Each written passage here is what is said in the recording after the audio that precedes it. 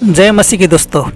जैसा मैंने तुम्हें प्यार किया है वैसा तुम एक दूसरे को प्यार करो। मनुष्य के त्राण के लिए परमेश्वर ने अपना हिस्सा पूर्ण कर लिया है और अब वह कलीसिया से सहयोग की मांग करता है।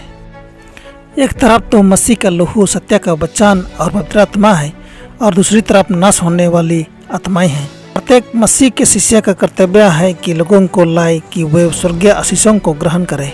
आइए हम अपने आप को निकटस्थ रूप से जांचें और देखें कि हमने यह काम किया है या नहीं। आइए हम अपने जीवन के विपर्य तथा कार्य की जांच करें। क्या हमारे स्मृति भवन में आई नापसंद तस्वीरें तो नहीं लटक रही हैं? अक्सर आपको यीशु से क्षमा मांगने की ज़रूरत महसूस हुई होगी।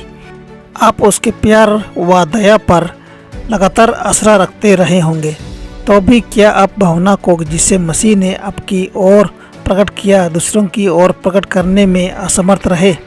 क्या आपने उस आत्मा के लिए जो निश्चित मार्ग पर चलने का साहस कर रही है हृदय में कोई दायित्व महसूस किया? क्या आपने उससे मेहरबानी के साथ समझाया? क्या आप उसके लिए रोए? क्या आपने उसके साथ और उसके लिए प्रार्थना की? क्या आपने कोमल शब्दों मेहरबानी के कार्यों से प्रकट किया कि आप उसको प्यार करते और उसको बचाने की इच्छा रखते हैं? जब आप उन लोगों से सरोकार रखते जो अपने स्वभाव की दुर्बलताओं तथा दूषित आदतों के बोझ के नीचे गिरते पड़ते तथा लड़खड़ाते हैं, और जब आप उनकी मदद का हाथ दे सकते थे, तो क्या आपने उन्हें अपने युद्ध लड़ने को अकेले ही छोड़ दिया है?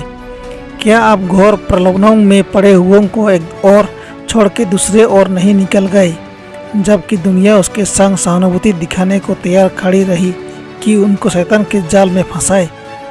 क्या आप कैन की तरह यह कहने को तैयार नहीं थे, क्या मैं अपने भाई का रखवाला हूँ? उत्पत्ति 4:9। आपके जीवन के कार्य को कलीसिया का बड़ा सरदार किस दृष्टि से देखेगा?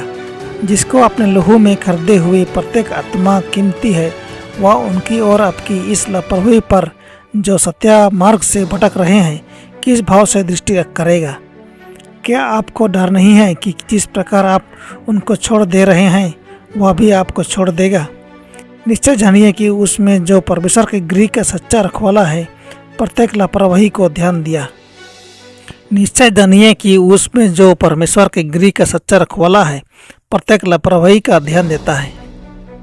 अभी भी देर नहीं हुई है कि भूतकाल की गलती को दुरुस्त कर लिया जाए। पहले प्रेम तथा उत्सुकता का पुनर्जीवन होना चाहिए। उनको ढूंढ लाइए जिन्हें आपने निकाल भगाया है। जिन घावों को आपने लगाया है उनकी इकरार के साथ मलहम पट्टी कीजिए। करुणामय महान हृदय के निकट आइए और उस ईश्वरीय करुणा की धार अपने हृदय में और फिर अपने हृदय से दूसरों के हृदयों तक बहने दीजिए। जो मृदु भाव तथा करुणा यीशु ने अपने जीवन में प्रकट किए वे हमारे लिए एक नमूना हो कि हम अपने साथियों के संग वैसा ही बर्ताव करें, विशेषकर उनके संग जो मसीह में हमारे भाई हैं। जीवन संघर्ष में अनेक मूर्छित होकर निरुत्साह हो गए हैं। उनको खुशी व साहस का एक ही शब्द जय पाने के लिए बलवंत बना डालता। कभी कठोर, रूखा तथा सहानुभूतिहीन और दोष ढूंढने वाला न बनिए।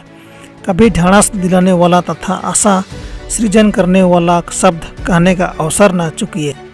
हमारे कृपालु वचन, हमारे मसीह सदृश प्रयत्न किसी के बोझ को हल्का करने में कितना गहरा प्रभाव डालेंगे हम बता नहीं सकते।